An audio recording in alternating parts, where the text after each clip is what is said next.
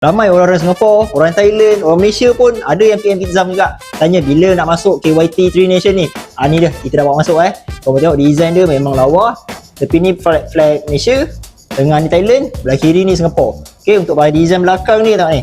No bike, no life. Memang cun punya dia punya design. Tapi sayang, barang sampai tak banyak geng. Okay, untuk spek helmet ni, dia datang dengan dua airflow Airflow dia jenis slide, semua function, jangan risau. Untuk visor tepi ni dia ada lock sikit. So kalau kau nak buka tu, kembangkan sikit lah visor ni. Right, kau buka. Okay, untuk bahagian dalam, padding dia, kau boleh tengok.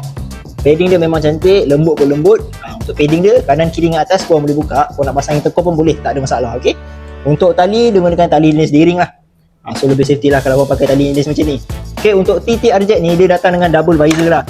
Okay, so kalau korang nak beli visor color pun tak ada. Tak apa, tak ada masalah sebab visor sun visor dia ni dah gelap dah. Okay, tapi kalau korang nak design yang lain pun ada juga. Macam yang kat belakang Zam ni, kita ada sushi time. Ni pun hot selling juga design dia ni. Memang cantik. Okay, ada sushi sikit design dia.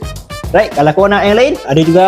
Okay, kalau korang minat yang design ala MotoGP, macam MotoGP Malaysia punya, Khairul Ida Hampawi ataupun orang panggil Super Kip, ni dia. Kita pun ada juga design dia.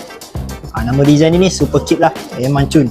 Okay, tepinya ada boom. Bahagian atas ni macam asap yang boom tutup lah. Right.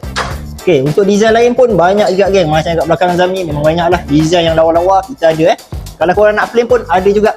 Kita ada matte black, white. Ni yang colour baru lah. Kita ada black glossy. Ini ramai juga yang tanya. Sebab apa? Sebab dia senang nak matching dengan motor korang. Memang cun kalau kau pakai. Okay, banyak lagi colour plain yang ada kalau korang berminat.